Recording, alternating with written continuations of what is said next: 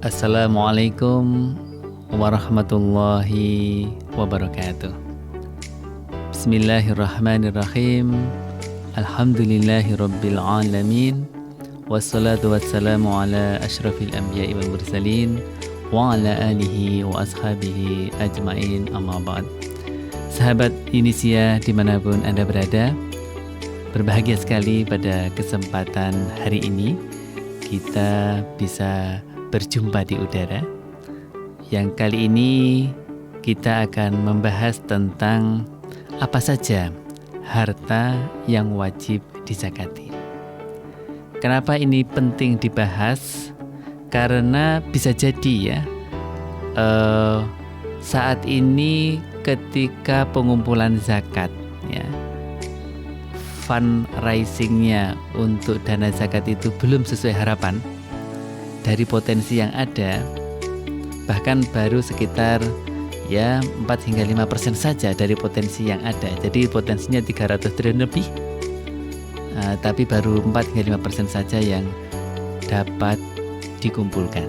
Nah, ini bisa jadi jangan-jangan faktornya diantaranya adalah karena masyarakat kita itu belum memahami dengan jelas, detail apa saja harta yang wajib dizakati. Nah, sahabat Indonesia dimanapun Anda berada, ketika bicara tentang apa saja harta yang wajib dizakati, itu kita akan merujuk kepada kitab-kitab fikih. Tentu kitab fikih berdasarkan Al-Quran dan Sunnah, dan juga regulasi yang berlaku. Nah, kenapa ini penting kita tahu kaitannya dengan harta yang wajib dizakati? Itu kalau Puskesmas itu telah membuat namanya indeks literasi zakat. Jadi indeks literasi zakat itu ada 10 komponen. Jadi ada 2 komponen utama yang masing-masing komponen itu dijabarkan menjadi masing-masing 5. Jadi pengetahuan dasar tentang zakat dan kemudian juga tentang pengetahuan lanjutannya. Nah, dalam pengetahuan dasar tentang zakat itu diantaranya terkait dengan pengetahuan tentang apa saja sih objek zakat, cara menghitungnya seperti apa. Nah, tentu yang utama adalah pengetahuan dasar tentang zakat ini, apa saja yang wajib dizakati, ini menjadi yang paling utama. Karena dengan kita tahu apa sih sebenarnya harta-harta yang wajib dizakati, itu akan menuntun kita mengidentifikasi, oh ini harta yang saya punya ini harus dizakati. Nah, oh ini tidak, oh ini sudah kena zakat, oh ini belum ya. Karena kalau pada prinsipnya zakat itu ada 2 macam, zakat fitrah dan zakat mal ya. Jadi kalau bicara tentang zakat fitrah sangat clear sudah sangat familiar. Zakat fitrah itu tentu tentang makanan pokok, dan itu hanya di bulan Ramadan karena menuju Idul Fitri. Kemudian kalau zakat mal, ini yang kita fokuskan adalah apa-apa saja harta yang wajib dizakati. Nah, jenis harta yang dizakati itu kalau menurut pendapat ulama klasik dan kontemporer itu juga ada perkembangannya. Jadi kalau di Indonesia itu ada buku namanya Fikih Zakat Kontekstual Indonesia. Nah, ini adalah sebuah elaborasi untuk bagaimana mengkontekstualisasi ajaran zakat dalam ranah Indonesia. Karena bisa jadi tentu misalnya terkait dengan barang-barang pertanian, perdagangan di negara-negara di Timur Tengah misalnya, itu bisa jadi berbeda dengan apa yang ada di negara kita. Di negara kita ada yang buah-buahan kan macamnya luar biasa banyak untuk pertanian. Kemudian untuk perdagangan juga jenis perdagangannya juga luar biasa banyak. Nah, ini tentu hadirnya kontekstualisasi dan bagaimana mengadaptasi hal-hal yang kekinian dalam koridor fikih yang benar tapi kontekstual di dalam negara kita, ini menjadi penting. Nah, jadi kalau kita merujuk misalnya kitab-kitab fikih al-amwal allati tajibu fiha az-zakah, apa harta-harta yang di dalamnya itu ada zakat, itu ada 10. Itu menurut kitab fikih Apa yang pertama? Terkait 9, ada 9 yakni zakatus sarwah wal hayawanat. Jadi tentang binatang ternak Kalau di Indonesia mungkin agak jarang binatang ternak perikanan. Nah, dalam konteks Indonesia termasuk perikanan ini ya. Jadi tidak hanya kambing misalnya atau sapi ya atau unta. Kalau di unta di negara kita nggak ada kan? Nah, adanya adalah mungkin ya kambing. Tapi di negara kita orang punya kambing 10 sudah terasa banyak banget. Padahal nisabnya wah itu 40 ke atas ya. Jadi ini tentu hal yang pertama tentu tadi adalah binatang ternak ya. Termasuk binatang ternak ini adalah perikanan. Ya, perikanan ini termasuk misalnya beternak lele atau beternak gurami atau nila yang dalam skala besar yang itu adalah masuk kategori nanti menjadi muzaki, mencapai nisab. Nah, itu wajib mengeluarkan zakatnya. Jadi kemudian yang paling masyhur dan kita sangat kenal tentu kalau zakat mal itu zakat emas, perak dan logam mulia lainnya.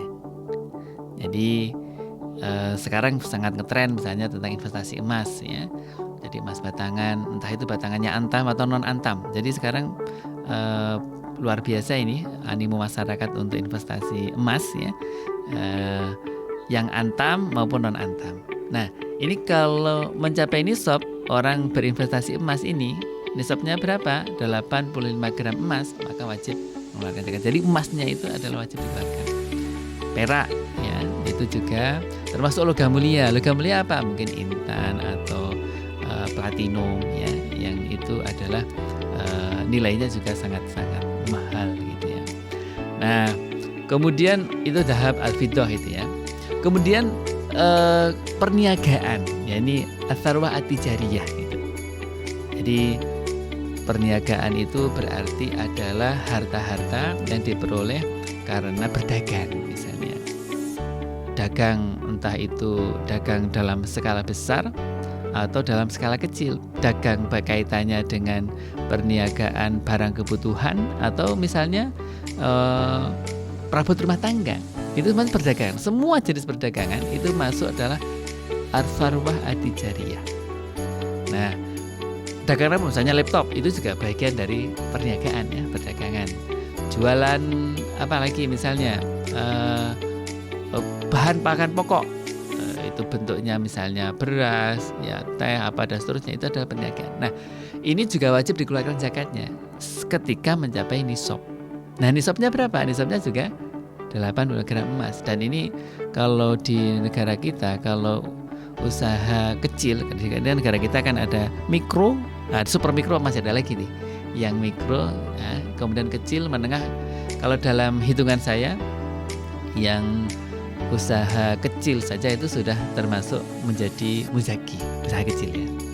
Nah nanti pada kesempatan berikutnya akan kita detailkan cara menghitungnya ya. Ini kita identifikasi dulu apa saja yang wajib dizakati. Nah itu adalah tijariyah. Nah kemudian yang berikutnya apa?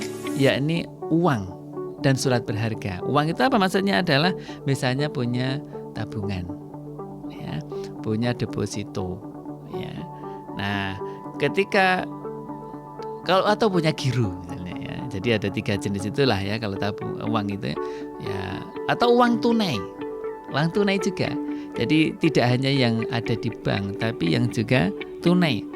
Nah, misalnya disimpan di rumah karena misalnya takut nyimpan di bank karena belakangan muncul berita-berita, wah takut ini apa dan seterusnya, kan bisa saja orang terjadi. Jadi uang ini termasuk di dalamnya adalah yang dalam bentuk uang real maupun dalam bentuk misalnya tabungan, giro atau yang masuk dalam deposito ya. Nah, ini adalah termasuk yang wajib dizakati. Nah, ini termasuk surat berharga. Jadi karena disetarakan ya, orang memiliki surat berharga misalnya saham atau sukuk misalnya atau obligasi gitu ya. Nah, ini adalah termasuk dikategorikan sebagai uang. Kenapa? Karena itu sangat liquid. Jadi mau saham dijual itu, kalau memang sahamnya itu adalah liquid atau termasuk saham yang aktif, itu hari itu dijual dengan harga pasar biasanya akan laku. Nah, jadi harta yang wajib zakati yang keberapa ini ya? Keempat mungkin ya tadi ya. Yakni uang termasuk dalam instrumen berharga, dan itu wujudnya misalnya dalam bentuk tabungan, giro, deposito, maupun uang yang real ya, diterima atau disimpan di rumah. Nah, kemudian yang keenam, kelima mungkin ya. Jadi tentang pertanian ya. Pertanian, perkebunan, kehutanan ya, itu juga termasuk yang wajib dizakati. Jadi orang yang bertani 653 gram ya kalau misalnya itu nisabnya ya. Kalau misalnya bertani, entah itu bertani jagung misalnya, atau bertani beras misalnya, gabah gitu maksudnya ya, itu kalau mencapai nisab itu juga wajib mengeluarkan zakatnya. Dan ini kalau dalam hitungan kan sedikit ya, jadi nisabnya itu termasuk rendah gitu ya kalau pertanian, karena mungkin ini dari sisi masa lalu itu adalah yang sangat bonafit itu kan pertanian ya, tapi sekarang yang bonafit kan jasa. Nah, tapi fikih ya tetap kita pedomani bahwa ya pertanian dengan nisab segitu wajib mengeluarkan zakatnya. Nah, kemudian yang keenam adalah tentang yakni zakat pertambangan, jadi ma'daniyah, yang itu termasuk al-bahriyah ya. Kalau dalam fikih namanya sarwah al-ma'daniyah wal bahriyah. Jadi pertambangan maupun yang termasuk misalnya nelayan gitu ya. Nelayan. Tambang kan, nelayan itu kayak menambang juga ya. Jadi menambang ikan, menambang ikan di lautan. Jadi sahabat Indonesia di mana-mana berada, jadi kalau pertambangan ini mungkin kalau pribadi jarang ya, kalau di negara kita nampaknya sangat sulit ya. Akan tetapi kalau di negara tertentu mungkin itu memang biasa ya, pertambangan. Nah, kemudian zakat yang terkait dengan pendapatan dan jasa, yang itu kalau dalam bahasan adalah adkhulul kasbil amal wal mihan al-khurrah. Nah, jadi kalau dikenal zakat profesi ya, profesinya sebagai hakim, jaksa, sebagai pegawai negeri misalnya, atau sebagai pegawai swasta, itu adalah termasuk harta yang wajib dikeluarkan zakatnya. Jadi zakat profesi, zakat yang itu adalah karena punya skill ya, kemudian punya pendapatan dari skill itu ya, entah itu dokter misalnya, entah itu notaris, itu adalah termasuk profesi. Jadi harta-harta yang diperoleh dengan menjalankan profesi itu adalah yang wajib dikeluarkan zakatnya. Nah, dengan paparan ini termasuk yang terakhir adalah zakat rikas ya. Zakat rikas ini masuk di dalamnya itu ada hadiah misalnya gitu ya. Misalnya dapat hadiah dari undian bank, mobil Mercy. Nah, itu termasuk objek yang wajib dikeluarkan zakatnya. Nah, ini masuk kategori rikas, itu adalah 20%. Jadi untuk yang seperti itu tarif ya, bahasanya tarif zakatnya itu besar. Nah, sahabat insan dimanapun Anda berada, jadi itulah jenis-jenis harta ya. Kalau dalam al-amwal allati tajibu fiha zakah, jadi harta-harta yang di dalamnya adalah wajib dikeluarkan zakatnya. Dan mudah-mudahan dengan paparan ini sahabat Indonesia menjadi semakin clear ya pemahamannya, bahwa harta-harta yang sudah saya sebutkan tadi ketika ada menjadi milik kita dan mencapai nisab, itu wajib dikeluarkan zakatnya. Mudah-mudahan sahabat Indonesia, kita semuanya menjadi hamba Allah yang betul-betul taat dengan tuntunannya, dan diantaranya adalah kewajiban untuk membayarkan zakat dari harta kita. Karena sangat clear dalam Al-Quran, wa fi amwalihim haqqum ma'lum lis-sa'ili wal mahrum. Jadi dalam harta kita, dalam ekonomi Islam, harta itu tidak mutlak milik pribadi, akan tapi dalam harta yang kita miliki itu ada hak orang lain yang harus dikeluarkan. Di antaranya adalah dalam bentuk zakat. Demikian sahabat Indonesia dimanapun Anda berada, mudah-mudahan bermanfaat untuk kita semuanya. Kita syukuri dan alhamdulillahirabbil alamin. Mohon maaf bila kurangnya. Wassalamualaikum warahmatullahi wabarakatuh.